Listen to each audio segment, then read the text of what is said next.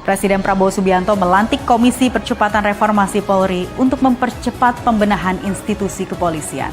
Melalui komisi ini, Prabowo ingin memastikan reformasi berjalan terbuka, inklusif, dan melibatkan masyarakat secara luas. Langkah Presiden Prabowo Subianto membentuk Komisi Percepatan Reformasi Polri menjadi babak baru dalam upaya memperkuat profesionalisme dan akuntabilitas aparat penegak hukum. Komisi ini diharapkan menjadi jembatan antara kepolisian, pemerintah dan masyarakat untuk membangun institusi Polri yang lebih modern dan berintegritas. Dibentuk melalui keputusan Presiden nomor 122/P tahun 2025, komisi ini beranggotakan 10 tokoh lintas bidang yang dikenal, memiliki rekam jejak kuat di ranah hukum, keamanan, dan tata kelola pemerintahan. Jimli Asidik ditunjuk sebagai ketua merangkap anggota, didampingi sejumlah nama penting seperti Yusril Iza Mahendra, Mahfud MD, Tito Karnavian, Oto Hasibuan, Supratman Andi Aktas, Idam Aziz, Badrodin Haiti, Ahmad Doviri, dan Listio Sigit Prabowo. Tugas besar mereka bukan sekedar merumuskan hasil akhir, melainkan memastikan proses reformasi Polri berjalan transparan dan partisipatif. Jimli menegaskan Presiden Prabowo meminta agar kerja komisi ini tidak bersifat elitis, tetapi membuka ruang konsultasi dan dialog seluas-luasnya dengan publik. Sebab menurut Presiden, kepolisian adalah milik rakyat, melayani, melindungi, dan mengayomi rakyat. Maka suara masyarakat harus didengar dalam setiap langkah perubahan.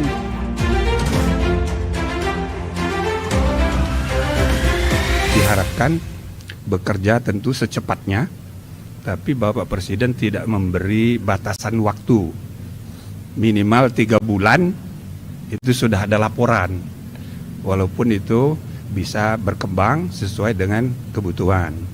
Kalau rumusan kami bisa kerjain sendiri-sendiri, pasti bagus-bagus. Tapi cara rumusan usulan kebijakan reformasi itu diperoleh itu penting. Kami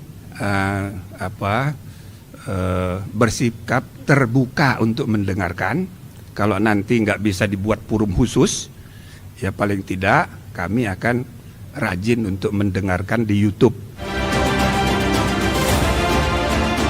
Dalam arahannya, Presiden Prabowo menekankan agar tim ini menampung masukan dari berbagai kalangan, mulai dari tokoh bangsa, akademisi, hingga masyarakat digital. Komisi bahkan akan aktif memantau aspirasi yang berkembang di ruang publik dan media sosial, karena suara warganet kini juga menjadi bagian penting dari dinamika demokrasi. Pada September lalu, sejumlah tokoh bangsa yang tergabung dalam Gerakan Nurani Bangsa juga pernah menyampaikan langsung aspirasi kepada Presiden agar pembenahan Polri dilakukan secara serius. Mereka antara lain Sinta Nuriyah Abdurrahman Wahid, Romo Frans Magnis Suseno, Muhammad Qurai Shihab, Kiai Haji Ahmad Mustafa Bisri, dan Ignatius Kardinal Suharyo. Aspirasi dari berbagai tokoh lintas agama dan pemikiran ini menjadi landasan moral bagi pembentukan komisi yang kini telah resmi bekerja. Komisi ini akan menjalankan 2 jalur kerja utama.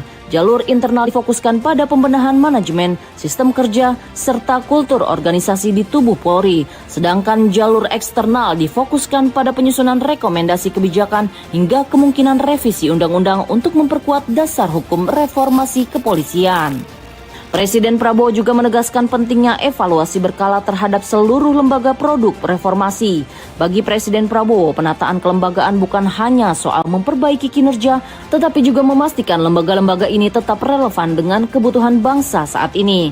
Karena itu, komisi ini menjadi langkah awal menuju sistem tata kelola pemerintahan yang lebih efektif dan berkeadilan.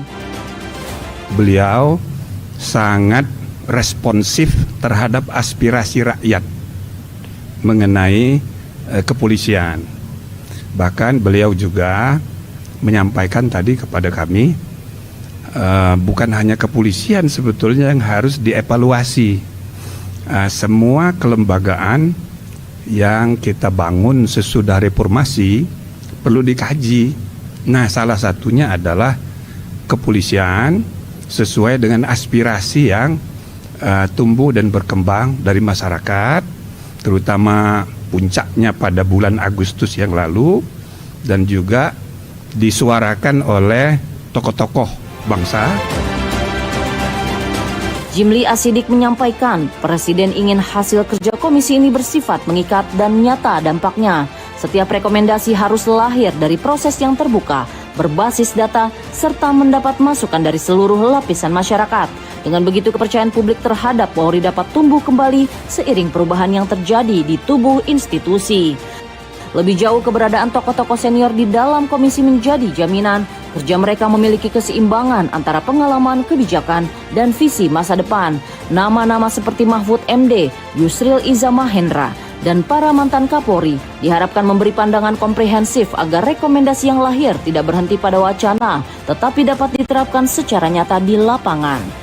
Bagi Presiden Prabowo, reformasi bukanlah proyek jangka pendek, melainkan proses panjang untuk membangun tata kelola keamanan yang profesional dan humanis. Pembentukan komisi ini adalah langkah awal menuju Polri yang lebih tangguh, bersih, dan dipercaya rakyat.